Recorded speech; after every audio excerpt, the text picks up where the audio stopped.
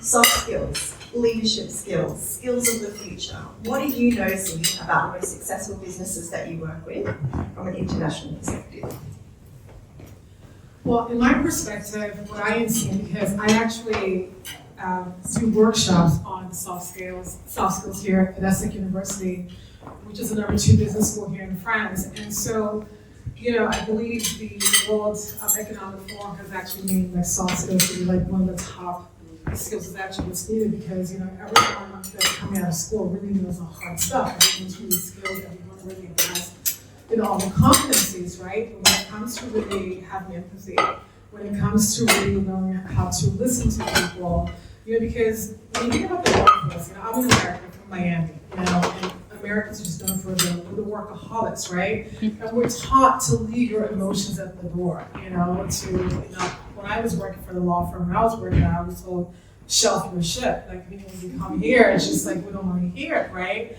But what we're just finding, I think, in the last 4 years with COVID, where like we all went through this, this global experience where we all can relate that, and it's actually changed so much of how we do business. And it's like, we're not okay. I sometimes speak on mental health, and what's coming forth from the last pandemic is the silent pandemic of, where there's so many people that are just so disengaged. And so the skills are just saying, I'm not okay, and just like expressing the feelings. It's just so prevalent, and we're finding out that, in the workforce, there's more companies that are actually investing in wellness programs because we're finding out that, that's what's much more needed.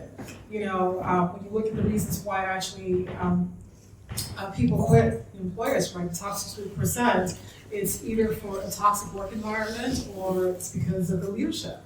And it's very expensive actually to keep hiring environment people. And so it's very prevalent now. And I love the fact that it's just such a common knowledge when we're talking about empathy, we're talking about compassion, we're talking about skills in this office, active listening, we're talking about mental health, like these are not actually taboo anymore. But I still think more needs to be actually talked about because no matter where you are in the world, it's like the resources go to more developed countries.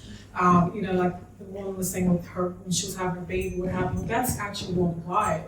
And so it just needs to be developed because, life is really all about relationships, whether you are a corporation, whether you're in a marriage, and it's like if there's not any cohesive, connectedness to anything, it's just not gonna work. Amazing.